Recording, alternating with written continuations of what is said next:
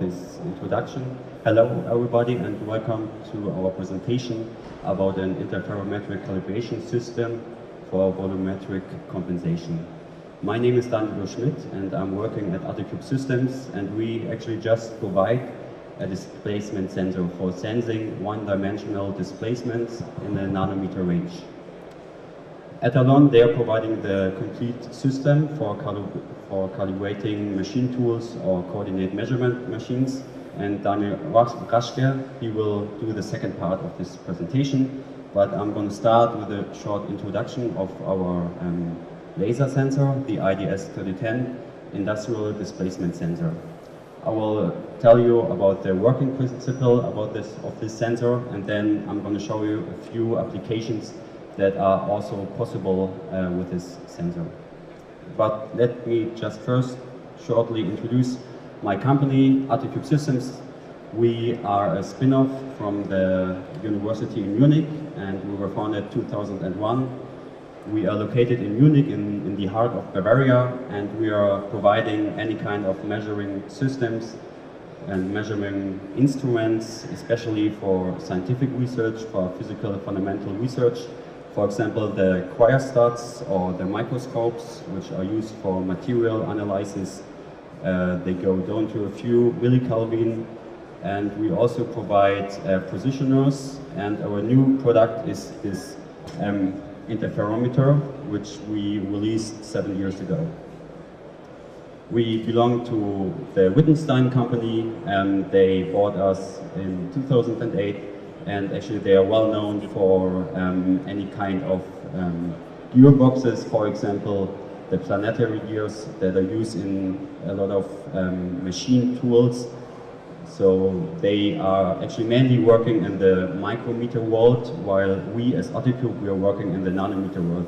So that's the reason why Wittgenstein bought us. They wanted to extend their portfolio of precision. This is our displacement sensor. It's used for one-dimensional displacements, and it's a very compact interferometer, laser interferometer. It has the volume of a 0.0 bottle of water, so it's very small, and this makes it actually easy to integrate in other machines.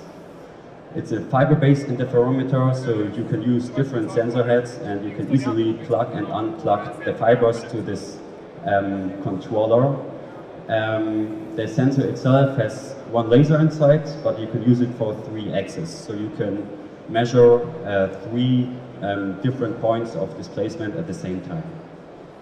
We summarized the 4 main key features into those 4 points. First of all, we are not limited to measure only on optical components like retroreflectors or mirrors. We can also measure on other materials like polished steel, or even on wafers, which is quite suitable or quite helpful for the semiconductor industries.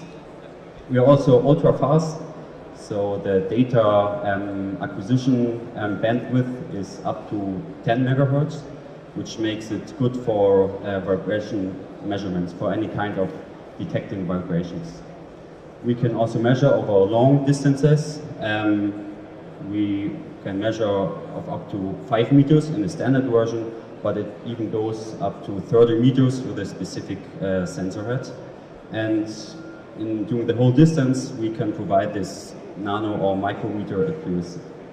And the last point, which is very relevant for our customers, is that we are very precise.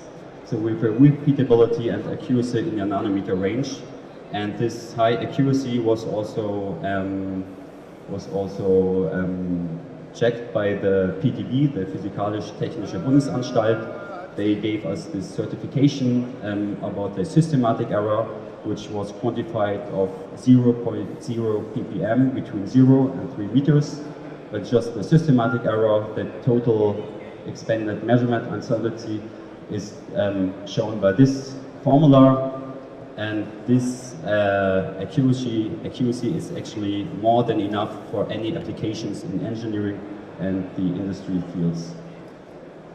So how does the laser interferometer work? It's based on the Fabry-Perot interferometry. And here we have a schematic view of the IDS of this black box, and inside of this box there is a laser source. And if we switch on the laser, there is a laser beam going through the glass fiber and the sensor head, which actually consists of a lens, and then it hits the target. And during this laser path, there are two main back reflections that are happening. The first one happens when the laser beam exits the fiber. There we have a back reflection of 4%, and this back reflection is the reference path of the measurement, and it's detected again in the interferometer. The second back reflection comes from the target itself. So in the controller we have two signals: the reference signal and the signal from the target. And by comparing the reference and the target signal, we can calculate the displacement. Furthermore, we have a wavelength modulation of 12.5 megahertz, which makes it possible to avoid any blind spots in the displacement. Since there are many people who are asking us, what do I need this high accuracy? I mean, most production sites, they are okay with the accuracy in millimeter range. I want to tell you some applications where our customers have needed this high accuracy. I am going to start with an application example from synchrotron that is located in UK. And the researchers from the synchrotrons, they always deal with the problem to precisely position their experimental probe. They have to must be very accurate in positioning the probe towards the X-ray beam. In this case, they had 3 stages and that were movable in X, Y, and Z direction, and they used the IDS, or they actually used 3 IDS with 8 axes to track the position of all of those positioners.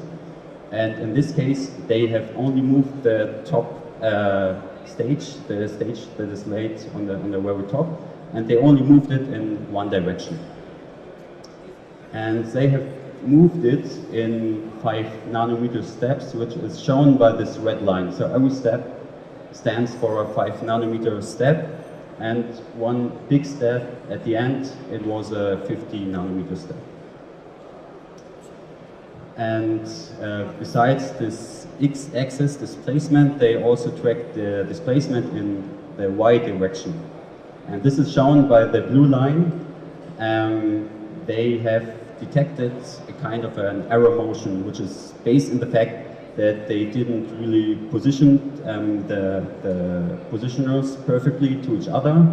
And on each of those 5 nanometer steps, they have identified an error of 100 picometer in y direction. So this 100 picometer, it's like nothing. It's, if you think that an atom has a diameter of 100 picometer, it shows that we can use the IDS to even identify those very small displacements. The whole experiment, by the way, has happened in high vacuum and low temperature. So if you want to have this high resolution and accuracy, you also need very stable conditions and a very stable environment. And yeah, since they had 3 IDS, they also needed to trigger the data acquisition, which was done using the BC interface. So they had the displacement value in a synchronous way. The second example is about rotation analysis of a shaft of an electrical motor. Our customer has used 2 sensor heads that we are focusing on the shaft to identify the bearing errors of the electrical motors. And they have actually identified a run-out of the shaft of ±5 micrometer, and this is how they were able to specify the quality of the bearing errors.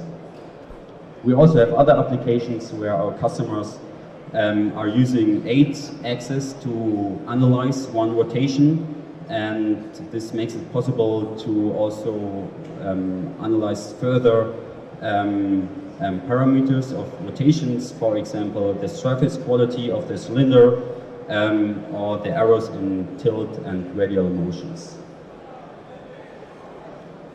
Yeah, as I said before, our IDS is also a very helpful tool for vibration analysis. This application shows how it works. Our customer wanted to analyze the vibrations of another engine, and they used the sensor to focus directly on the housing, on the case of the engine. And what they wanted to know was the total cumulated amount of the amplitude of the vibrations, because this is a quite relevant parameter for their specifications.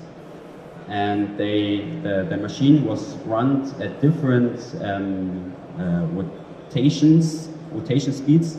Here we have the 500 rounds per minute, 1000 and 2000 rounds per minute vibration analysis, and they have found out that the last one, the 2000 rounds per minute, vibrations were too high for their specifications, and this helped them to better quantify the maximum rounds per minute. So those are a few examples what you could use the IDS for. Another very relevant application is machine calibration. And this is the moment where I hand over the microphone to Daniel Raschke. Yeah, thanks a lot for the introduction. Right, we have a different application for the attocube IDS sensor. Oops, sorry, that was the wrong direction. So I'm from ETALON. ETALON is a spin-off of the PTB, the German National Metrology Institute. We are located in, that's why we are located in Braunschweig. At this as a group of coordinated metrology, the people were thinking about how to improve CMM calibration, how to make it more accurate, to make it faster. And in cooperation with the National Physical Laboratory in the UK, they found a way, and that's why ETALON became founded. So all this started in 2004, and today we have 24 employees and a turnover of 4 million euros. And so, our main business, is machine calibration. So, why machine calibration? I mean, it's nothing very new. And of course, if you, as a customer, want a workpiece as accurate as necessary, you have to consider manual influences. But machine geometry, of course, it's a major influence, and which is also most difficult to get. Why? Let's have a deeper look in deep detail. Machine, like a CMM or machine tool, typically has 3 Cartesian axes, and each axis has 6 degrees of freedom, means 6 error parameters. So for 3 axes, 18 error parameters, and you also have to consider the misalignment between the axes. That's why most people speak about 21 error parameters of a machine. To know these 21 error parameters, it's interesting for quality assurance, and if you are a manufacturer of machines, also for research and development department, and if you are a manufacturer or user, it can be very interesting for numerical compensation, because with numerical compensation you can increase the machine drastically. For measuring machines, it's already state of the art since 20 years. It's known as CAA. CAA stands for Computer Aided Accuracy. And for machine tools, it's a quite new thing. It's available now for most controllers. There it's known as volumetric or kinematic compensation. And yeah, for high demands, it's volumetric compensation is the only economical way to increase the machine accuracy. So, how do we do error mapping? That's a special thing of ETALON. We only use interferometric measurements because interferometric measurements are most accurate, we just heard before, and in case of CMMs, also most traceable. It's a really important thing. And yeah, ETALON, we provide the whole solution. It means hardware, software, a turnkey solution for the customer in order to calibrate his machine as good as possible. For the hardware, we use the attocube IDS sensor. So it's the heart of our hardware, and because of its unique properties, it was an ideal device. It's very compact, and we use the fiber interferometer. Because it's a fiber interferometer, it's very useful for our approach. So how is our new approach? You probably know how a conventional interferometer works. It's more or less a bulky box which you have to align to your machine, and then you have to move along this laser line, and then you get the deviation between the nominal parts of the machine and the actual parts of the machine. And then you have an idea if your machine is good or not, but you don't have any idea what is about the remaining errors. So if you make some more line measurements, you get a better idea, but you need many measurements in order to get a full error map of the machine. And that's where we come in. We found a way to that fully automatic calibration of 3-axis machine are possible just by doing interferometric measurements. For that, the interferometers need to be aligned in a certain way. And instead of an interferometer box, we use very small optical sensor. We just showed the detail. We just saw the detail before. You see 1 cent coin here, so it's very small. And we put these sensors in a machine-specific frame, so that all these interferometer lines are pre-aligned already when you put this frame on the machine. By software, we do also automatic fine alignment, and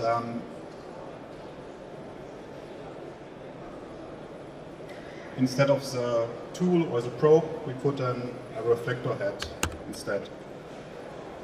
So here you can see the reflector heads. There are simple reflectors inside, as he also showed. There are very simple corner cube reflectors, and inside here are this. Actually, it's only a little lens.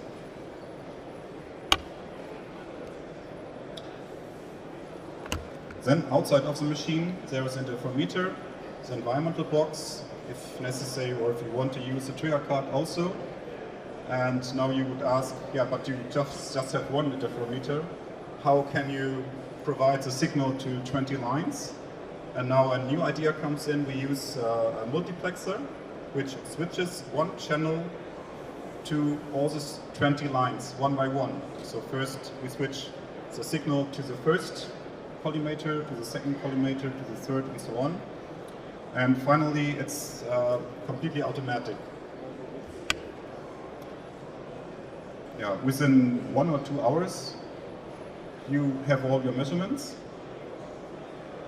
and you get directly the results, because our software knows how the lines are arranged, and we have all the deviations for our lines. The software can directly calculate the errors. Here you see the first row is x-axis, the y-axis, and the z-axis. So you get positioning errors.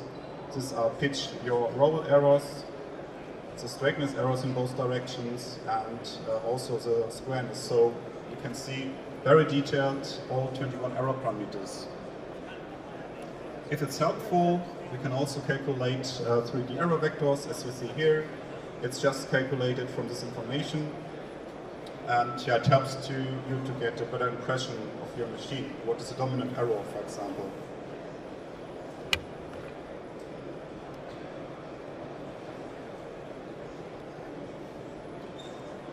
Yeah, so when this is done, it's quite easy to generate also compensation data. Of course, you have to know the format. We have already a library for many controllers. We have the format for size, for lights, for Rennie-Shaw, on the machine tool side, Siemens, Fanuc, Heidenhain, and many others. And for CMM, for example, of half a meter by half a meter by half a meter, it's quite easy to get an uncertainty of 0.5 micrometer as maximum permissible error by a full automatic measurement. This includes already, of course, the repeatability and the stability of the machine, so it's a real measurement after the calibration. For machine tools, we have the experience that the reduction of the errors is 70%, means if you have 100 micrometer before, you will have 30 micrometers after. The limit is mainly the repeatability and stability of the machine. That's already my summary. Of course, we have room for some questions after. One good thing is that we have just one setup with a rough alignment for all these 21 error parameters. You get automatically the errors, the evaluation, you get the report also just by a mouse click. All this is just based on interferometric measurements, so positioning, straightness, pitch, yaw, roll, and squareness. It's very fast. If you read our last newsletter, now we also released on the fly mode, so now it's possible to calibrate a machine even in 40 minutes, all 21 error parameters. So this is already old, 1 to 2 hours. Yeah, it's on the machine side you have very simple hardware, and all the electronic is outside of the machine, so it's also interesting for small machines, for fragile machines. Yeah, handling, you can imagine it's just put the frame on the machine, start the program, and directly get the results. What is also possible, of course, it's after the calibration you can directly check your machine according to ISO standards. In case of CMMs, it's ISO 10360 part 2. In case of machine tools, it's ISO 230 part 2 and part 6. You can do this with independent lines. You have highly traceable results. And yeah, the interface and the error maps we have already from our other calibration systems. So yeah, we have a large library. And this system is especially suitable for the frequent calibration of small and medium machines of any accuracy class, so also for very accurate machines. Yeah, and already now, please visit us. Attocube is just around the corner at booth 6521, and we are in the other hall next to here, booth 4426. Okay. Now there is some room for questions.